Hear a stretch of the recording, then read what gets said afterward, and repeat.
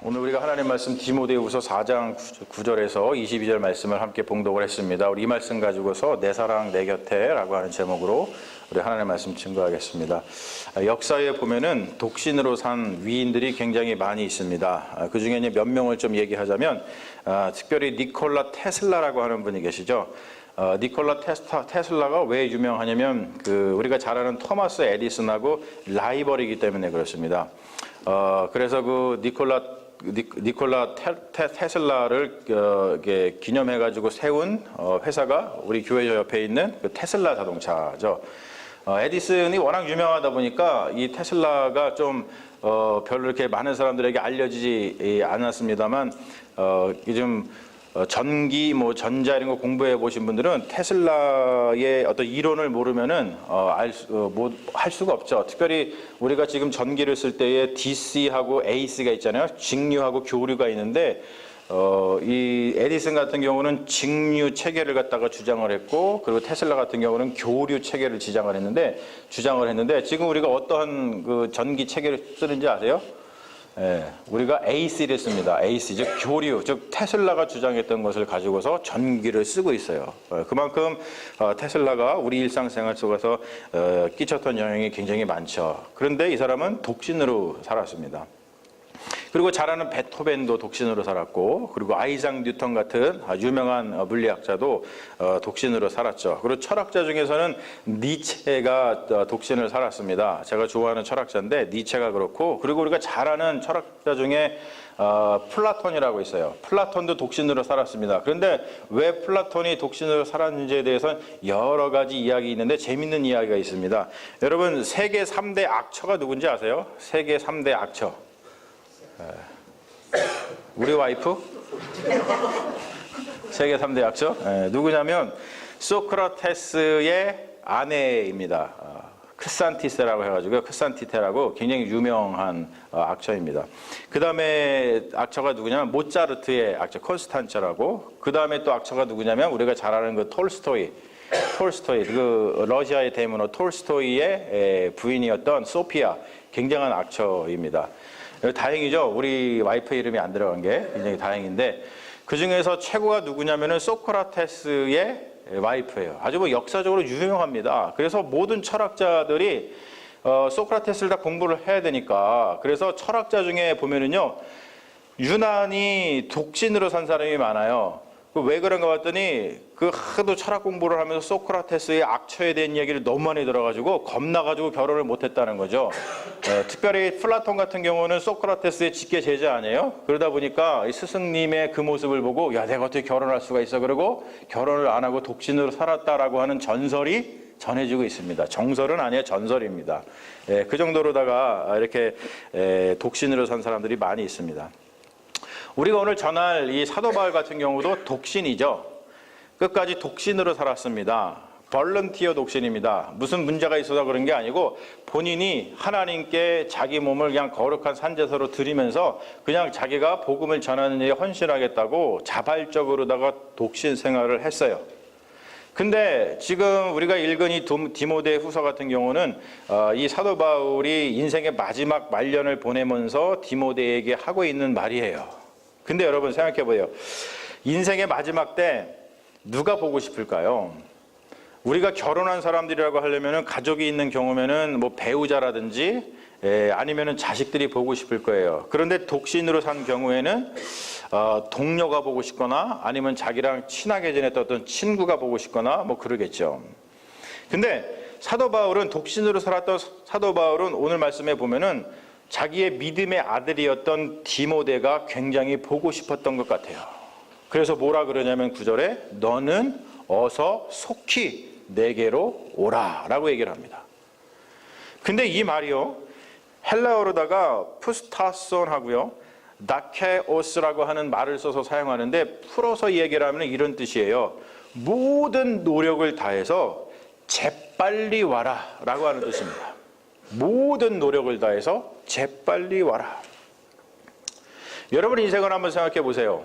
여러분 인생 가운데 지금 내가 너무나 보고 싶어가지고 모든 노력을 다해서 재빨리 왔으면 해주기를 바라는 사람이 여러분 곁에 있으세요? 그리고 또는 여러분들이 너무나 보고 싶어서 모든 노력을 다해서 재빨리 와라라고 전가를 전했는데 그 사람이 모든 노력을 다해서 재빨리 나한테 올 수 있는 그런 사람이 여러분 곁에 있으십니까? 여러분 만약에 그러한 사람이 있다면 여러분들은 인생을 성공하신 거예요. 오늘 본문에 보면 인생 또는 신앙생활에 희노애락이 들어있어요. 여러분 신앙생활은 그렇게 낭만적이지 않아요. 우리의 인생도 그렇게 낭만적이지 않습니다. 특별히 신앙생활이 그렇게 낭만적이지 않은 이유는 신앙생활 따로 우리의 삶 따로가 아니라 신앙생활이 즉 우리의 삶이고 우리의 현실이기 때문에 그래요. 인생도 마찬가지죠. 여러분 회사를 갓 들어간 그 젊은 청년들이라든지 그런 사람들이 회사를 좀 다니다가 못해 먹겠네 막 그러면서 선배나 무슨 부모님이나 선생님 찾아가가지고 이런 얘기해요. 세상이 왜 이래요? 그리고 세상이 왜 그래요? 세상은 원래 그래요. 그리고 청춘 남녀가 사랑을 하다가 이런 얘기하죠. 사랑의 상처를 받고 가슴을 쓰라린 마음을 가지고서 뭐 친구나 또는 선생님이나 부모님한테 가가지고 사랑이 왜 그래요? 여러분들의 자녀가 와가지고 사랑은 왜 그래요? 라고 하면서 가슴을 움켜쥐고 왔으면 여러분 뭐라고 얘기를 하겠어요? 사랑은 원래 그래. 마찬가지입니다. 우리가 신앙생활을 하고 교회생활을 하다가 겪게 되는 어려움들이 있어요. 그래가지고 그 문제를 가지고 목사들한테 와서 얘기를 하죠. 목사님, 교회가 왜 그래요? 여러분 성경을 보십시오. 교회는 원래 그래요. 그렇기 때문에 우리가 인생을 살면서 우리가 또는 신앙생활을 하면서 그 어려움 때문에 시험에 들거나 신앙을 후퇴시키는 일이 없어야 될 줄로 믿습니다. 오늘 말씀 보면은 사도 바울의 여정을 볼 수 있는데 사도 바울이 그랬습니다. 신앙생활을 하고 또 인생을 살고 전도를 하면서 꽃길만 걷질 않았어요. 우리가 하나님이 함께 하시니까 우리가 꽃길을 걸을 것 같지만 여러분 사도행전을 보십시오. 사도 바울이 그 인생을 살면서 얼마나 많은 가시밭길을 걸었습니까? 오늘 보면 한때 좋은 동역자였던 사람들이 있었는데 자기 곁을 떠나간 사람도 있고 그리고 한때 열심히 같이 동역을 했는데 여러 가지 여건상 자기한테 못 오는 사람도 있고 여러 사람의 이야기를 갖다가 언급을 합니다. 그 중에서 누구를 이야기하냐면 데마라고 하는 사람을 이야기해요. 데마는 누구냐면 이 세상을 사랑하여 나를 버리고 데살로니가로 떠나버린 사람이에요. 단순히 사도 바울 곁을 떠난 것이 아니죠. 이 세상을 사랑하여서 떠났다는 것은 뭡니까? 신앙을 저버렸다는 거예요. 얼마나 가슴 아픈 상황입니까? 그것뿐만이 아닙니다. 오늘 또 그레스게하고 디도 같은 사람이 나오는데 그레스하고 디도는 데마하고는 다릅니다. 신실한 하나님의 일꾼들이죠. 그런데 곁에 지금 자기 인생의 말년에 곁에 있었으면 좋겠는데 그러지 못하는 거예요. 왜요? 이 사람들이 사역을 하느라고 너무 바빠요. 그래가지고 자기와 함께 못하는 상황, 그 서운함을 지금 이야기를 하고 있죠. 특별히 여러분 디도 같은 분은 너무나도 훌륭한 목회자입니다. 제가 구약 성경은 차지하고 구약 성경에서 제가 제일 존경하는 인물이 모세인데 그리고 모세가 나오는 그 민수기인데 그거 말고 이제 신약 성경에서만 봐가지고 제가 가장 마음속으로다가 동질감을 느끼고 존경하고 그러는 사도가 누구냐면 디도 사도예요. 디도 목사님입니다. 왜 그런지 아세요, 여러분? 바울 당시에 유럽 지역에서 가장 목회하기 힘든 곳이 어디였는지 아십니까? 어디냐면 크레타 섬이었습니다. 크레타 섬. 디도서를 보면은요, 그 정황이 자세하게 나와 있어요. 그런데 가장 목회하기 힘들었다고 하는 그 크레타 섬에 바로 디도가 가서 목회를 했어요. 그리고 교회 중에서 여러분 성경을 보면 신약 성경에 보면은 교회 중에서 가장 문제가 많았던 교회가 있어요. 어느 교회인지 아세요? 어디 교회? 네, 고린도 교회. 뭐 문제가 엄청 많았습니다. 그런데 그 문제 많던 교회에 가가지고 그 문제를 해결했던 분이 누군지 아세요? 사도 바울이 아니에요. 사도 바울이 못 갑니다. 거기 보면은요, 자기는 못 간다고 얘기해요. 누굴 보냈어요? 디도를 보냈습니다. 그래서 디도가 가서 고린도 교회를 안정화시켰어요. 너무나도 훌륭한 목회자죠. 그래서 제가 늘 디도 목사님을 보면서 야, 나도 그렇게 디도 목사님처럼 열심을 다해서 교회를 섬기는 목회자가 되었으면 좋겠다라고 하고 하면서 늘 닮으려고 하는 그 목회자 중에 한 명이 바로 디도 목사님입니다. 근데 그 디도 목사님이 보고 싶다는 거예요. 그런데 그 목사님이 너무 바빠가지고 올 수 없다는 거죠. 그리고 오늘 누구를 얘기하냐면 누가를 얘기합니다. 누가가 누굽니까? 누가는 누가복음을 쓴 사람이고 사도행전을 쓰신 분입니다. 그런데 누가가 지금 말씀을 보니까 여러 사람 중에 유일하게 지금 사도 바울 옆에서 자기와 함께 지내면서 위로를 준 분이었어요. 누가는 사도 바울의 전도 사역을 통해서 예수 그리스도를 받아들인 다음에 원래 누가는 의사였습니다. 의사의 길을 가는 것을 포기하고 사도 바울과 함께 끝까지 동역했던 인물이 바로 누가예요. 그리고 나오는 사람이 누구냐면 마가입니다. 네가 올 때 디모데야, 네가 올 때 그냥 오지 말고 누구를 데리고 와라? 마가를 데리고 와라. 근데 마가가 누굽니까? 우리가 사도행전에 보면은 제1차 전도 여행 때 마가를 데리고 사도 바울이 전도 여행을 가죠. 소아시아로. 그런데 그때 가다가 마가가 나 못하겠어요. 그리고 예루살렘으로 다시 그냥 돌아가 버립니다. 아마 그때는 마가가 몸도 어리고 어떤 믿음도 어리고 여러 가지가 어려서 그랬던 것 같습니다. 그런데 여러분 아시죠? 바로 그 일 때문에 이제 돌아와가지고 제2차 선교 여행을 가려고 하는데 바나바는 마가를 데리고 가자. 바울은 안 된다. 이 일 때문에 엄청 심하게 싸웁니다. 그래서 둘이 갈라지잖아요. 바나바와 바울이 갈라지게 된 이유가 마가였어요. 그런데 여러분 성경을 보면 나중에 마가가 회개를 합니다. 그리고 열심을 다해서 사역을 해요. 그래서 사도 바울에게 인정받는 일꾼이 됩니다. 뭡니까? 처음에는 원수 같은 사람이었어요. 그런데 지금 뭐라 그래요? 디모데한테 올 때 데리고 와라. 원수 같은 사람이었는데 지금은 너무나 보고 싶은 사람이 된 거예요. 얼마나 은혜입니까? 그런데 또 오늘 말씀을 보면은 진짜 왼수 같은 인간도 있었어요. 누구였냐면은 구리 세공업자 알렉산더가 그랬습니다. 아예 대놓고 얘기하죠. 내게 해를 많이 입혔느니라. 이 알렉산더가 무슨 일을 했냐면요. 구리로다가 우상을 만들어 가지고 팔아먹고 살았습니다. 그런데 사도 바울이 가는 곳마다 복음을 전했어요. 복음을 전하고 나니까 그 복음을 들은 사람들이 우상을 버리기 시작을 했겠죠. 그리고 우상을 더 이상 사지를 않는 거예요.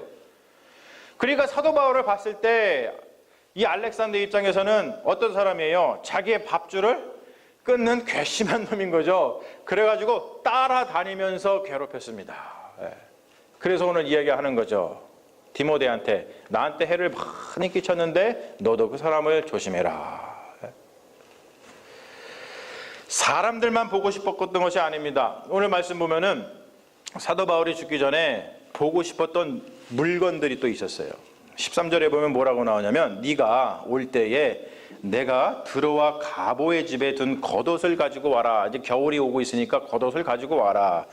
그리고 또 한 가지를 가져오라 그러죠. 뭐냐면 책은 특별히 가죽 종이에 쓴 것을 가지고 오라라고 합니다. 여러분 여기서 가죽 종이에 쓴 책은 어떤 책일까요? 만화책? 어떤 책? 한 목소리로? 성경책. 예, 성경책이겠죠. 성경책입니다. 그 당시에 성경책은 필사본입니다. 그리고 양피지라든지 또는 파피루스라든지 이런 데다 썼기 때문에 엄청 컸고요. 엄청 무거웠습니다. 그러다 보니까 사도 바울이 전도 여행을 다닐 때 그것을 가지고 다닐 수 없었다 있었다? 없었어요. 그래서 어느 집에 맡겨놓고 전도 여행을 다녔습니다. 그런데 죽기 전에 그 소중한 성경책을 한번 보고 싶었던 거예요. 여러분, 저도 그런 책이 있어요. 이게 바로 이 성경책입니다. 이게 어떤 성경책이냐면요. 제가 에모리에서 공부할 때 제 선생님이었던 테드 러년이라고 아주 유명한 웨슬리 신학자가 있어요. 이 웨슬리 신학의 초석을 놨던 아주 유명한 분입니다. 근데 그분이 제가 그분하고 공부를 하면서 그분이 저한테 이거를 선물을 주시더라고요. 근데 이 성경이 얼마나 좋은 거냐면 1985년도가 한국 개신교 100주년이었거든요. 그때 정동제일교회에서 크게 행사를 했습니다. 그때 정동제일교회에서 그 테드 러너 선생님을 갖다 초청을 해가지고 말씀을 듣고서는 그때의 한정판으로다가 만들었던 이 기념 성경을 그때 러너 선생님이 드렸거든요. 근데 이게 얼마나 좋은 거냐면요. 자랑을 좀 해야 돼요. 이게 그냥 종이가 아니에요. 이게 어떤 종이냐면 수입지예요. 수입지. 1985년도에 수입지면요 굉장히 비싼 거예요, 여러분. 네. 그리고 여기 지금 반짝반짝한 거 보이시는가 모르겠네. 이거는 그냥 반짝이가 아니에요. 순금 도려낸 거예요. 순금. 네. 큰일 났네. 이거 누가 훔쳐가겠네. 잘 보관해야지. 안 되겠다 이거. 그리고 특별히 이거는 그냥 가죽이 아닙니다. 바로 사도 바울이 지금 얘기했던 가죽에 쓴 걸 갖고 와라 했을 때 그 가죽은 뭐냐면 양피지를 얘기합니다. 바로 그 양피지예요. 그리고 여기에는 그림이 그려져 있어요. 이렇게 그림. 예. 누구냐면은 해천 김학수 선생의 유명한 화가죠. 그분이 그리신 그림이 여기에 들어있는 거예요. 한정판으로 찍어가지고 했던 겁니다.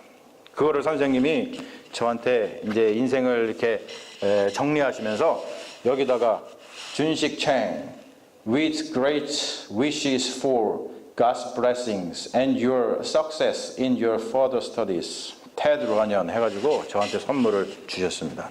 너무나 감사한 선물이죠. 선생님이 이거를 제가 에머리 다닐 때 주시고 나서 그리고 사실은 작년에 선생님이 돌아가셨어요. 근데 돌아가시기 전에 사실은 레터를 써가지고 저를 여기 버클리에다가 박사과정에 보내주시고 돌아가셨습니다. 얼마나 감사한 분이에요. 그래서 저는 이 성경을 볼 때마다 우리 선생님 생각하고 우리 끝까지 제가 이 성경을 가지고 있을 생각입니다. 여러분 이걸 탐내지 마십시오.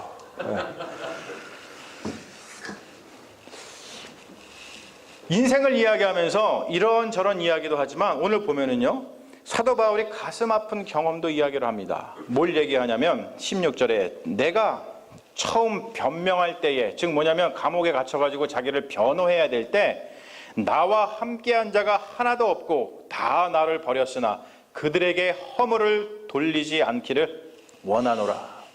이 말은 뭡니까? 힘들고 어려울 때 도와주는 이가 하나도 없었다는 거예요. 저는 이 말씀을 들으면서 굉장히 마음이 좀 짠했습니다. 왜냐하면은 가족이 없었던 사도 바울의 아픔이 아니었겠나 생각을 합니다. 그런데 그런 아픈 경험, 서운한 마음만 얘기하는 것이 아니고 디모데에게 권면을 하고 있죠. 뭐라고 얘기를 하냐면 디모데야, 네가 신앙생활을 하면서 네가 목회 도중에 사람들의 배신이나 버림받는 것을 섭섭해하거나 두려워하지 말아라 라고 이야기를 합니다. 오히려 그들에게 복을 빌어주고 그들을 용서해 주어라 라고 권면해 주고 있습니다. 근데 사도 바울이 왜 이런 이야기를 하냐면 오늘 말씀에 보면 이렇게 얘기를 합니다. 주님께서 내 곁에 서서 힘 주시기 때문에 괜찮다는 거예요. 주님께서 내 곁에 서서 힘을 주시고 그래서 나에게 맡겨주시는 그 사명을 끝까지 능히 감당하실 수 있게 해주시기 때문에 괜찮다는 것이죠. 그래서 사도 바울이 다른 성경에서 뭐라고 얘기합니까? 내게 능력 주시는 자 안에서 내가 모든 일을 할 수 있다라는 고백을 그래서 하는 겁니다. 여러분, 우리 교회가 지금 잘 성장하고 있어요. 하지만 얼마 전까지만 해도 교회가 좀 힘들고 어려운 것 때문에 많은 분들이 눈물을 많이 흘리셨잖아요. 근데 저는 너무나 감사합니다. 힘들고 어려운 것 때문에 제가 여기 왔잖아요. 그것 때문에 여러분과 제가 만날 수 있었잖아요. 주님께서 그래서 우리 곁에서 힘을 주시고 맡겨진 사명을 능히 감당하게 하고 계시고 있잖아요. 그래서 얼마나 감사한지 모릅니다. 사도 바울이 마지막 인사를 하고 있죠. 몇 사람에게 하고 있습니다. 그 중에 주목할 사람이 누구냐면 브리스가와 아굴라예요. 로마서 16장에 보면은 브리스가와 아굴라에 대해서 사도 바울이 뭐라 그러냐면 이 사람들은 나를 위해서 목을 내놓을 수 있는 헌신적인 동역자였다고 이야기를 합니다. 이 사람이 인생의 말년에 보고 싶었던 것이죠. 또 이런 얘기를 합니다. 오네시보로에 대한 얘기를 해요. 오네시보로가 누구냐면 도움이 되는 사람이라는 뜻의 이름을 가진 사람입니다. 근데 정말로 이름대로 굉장히 도움이 됐던 사람이에요.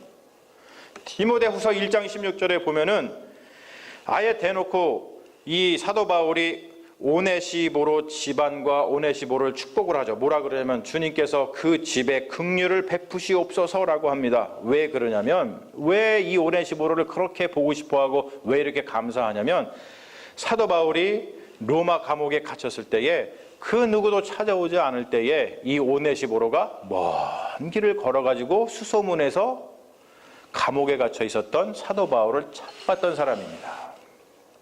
여러분 그렇잖아요. 여러분들이 힘들고 어려울 때 누군가가 저 멀리서 와서 여러분들을 신방해 준다면 여러분 얼마나 감사합니까? 그런 마음을 가지고 있었던 사람이 오네시보로입니다. 그뿐만 아니죠. 오네시보로는 에베소 교회에서 많은 일을 해가지고 에베소 교회를 부흥시켰던 인물입니다. 그리고 얘기하는 사람이 누구냐면 에라스도 그리고 드로비모입니다. 에라스도 같은 분은 누구냐면 고린도에서 활동했던 분인데 고린도에서 구제금을 모으면서 주의 일에 헌신했던 사람이에요. 특별히 그리고 드로스비모 같은 사람은 어떤 분이냐면 에베소 출신인데 에베소 교회에서 구제금을 모아가지고 그때의 예루살렘 교회가 힘들다는 이야기를 듣고서 에베소 교회에서 헌금을 걷어서 사도 바울하고 함께 예루살렘까지 동행했던 사람입니다. 그런데 사도행전 21장을 보면 어떤 이야기가 나오냐면 드로스보모하고 사도 바울하고 예루살렘 성내에 있었었는데 유대인들이 그 모습을 보고서 오해를 하죠. 드로스비모를 갖다가 데리고서 성전에 들어가서 성전을 더럽혔다라고 하는 오해를 합니다. 바로 드로스비모가 누구냐면은 여러분 사도 바울이 고난을 당할 때 그것을 같이 동고동락을 했던 그런 귀한 동역자예요. 그런데 오늘 말씀 보니까 그 동역자가 지금은 병에 들어서 밀레도에서 요양 중이다라는 얘기를 합니다. 여러분 제가 오늘 많은 사람의 이름을 거론을 했어요. 사도 바울이 인생의 말년에 정말로 곁에 두고 싶었던 것이 두 가지가 있는데 하나는 바로 이 성경이었고 다른 하나는 자신과 동역했던 사랑하는 사람들이었습니다. 인생을 돌아보고 인생의 말년이 되면 사랑하는 것 또는 사랑하는 사람을 내 곁에 두고 싶은 것이 인지상정입니다. 여러분, 여러분의 인생을 한번 돌아보십시오. 여러분 곁에 지금 무엇이 있습니까? 여러분 곁에는 지금 무엇이 있습니까? 여러분 곁에 지금 사랑이 있습니까? 아니면 그것 외에 다른 것이 있습니까? 사실 제가 오늘 이렇게 많은 사람들의 이야기를 이야기하면서 말씀을 전하는 이유는 뭐냐면 아까 제가 오늘이 무슨 날이죠? 라고 할 때 아무도 대답을 못 하시더라고요. 오늘이 무슨 날이냐면 제가 세화교회에 공식으로 취임한 지 1주년이 되는 날입니다. 이럴 때는 박수를 좀 쳐주시면 제가 힘이 날 텐데.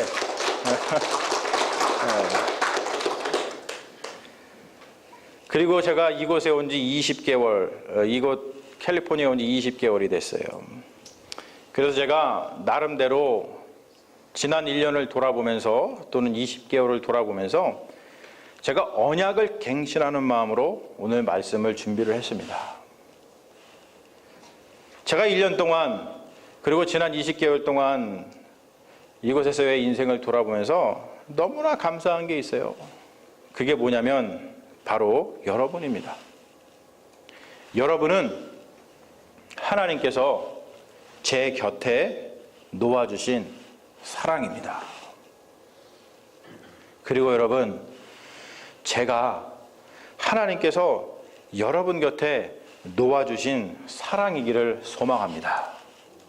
이럴 때는 아멘을 크게 해주셔야지 돼요.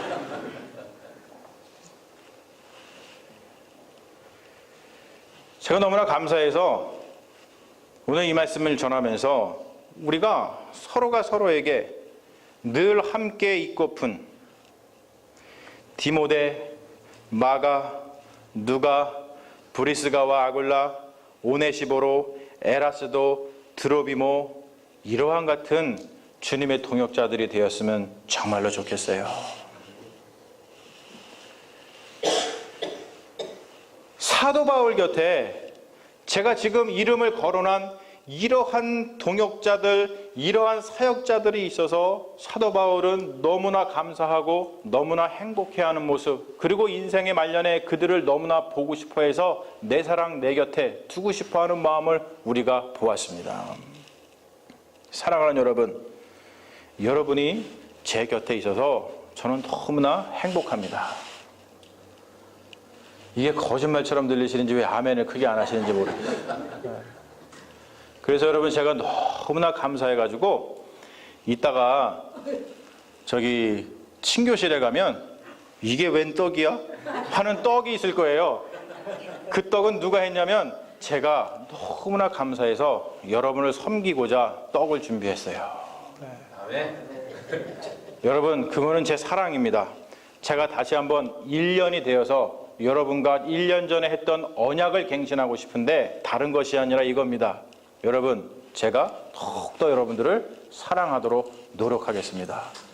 그러니 여러분들도 저를 사랑해 주십시오. 여러분, 우리 믿는 사람들은 사랑 외에 아무것도 없는 겁니다. 왜 그렇습니까? 하나님은 사랑이시기 때문에 그렇습니다. 우리 함께 서로 사랑하면서 힘주시는 주님을 의지하면서 이 시대에 크게 쓰임받는 우리 세화 공동체를 함께 세워나가기를 주님의 이름으로 축원합니다. 아멘. 우리 잠시 기도하겠습니다. 아버지 하나님, 1년 전에 세화교회 담임 목사로 세워주시고 1년 동안 서로 뜨겁게 사랑하게 하여 주셔서 우리가 서로가 서로에게 디모데, 마가, 누가, 브리스가와 아굴라, 오네시보로, 에라스도, 드로비모와 같은 동역자들이 되게 하심을 믿습니다. 하나님, 이제 우리가 달려갈 길이 참으로 많이 남아 있습니다.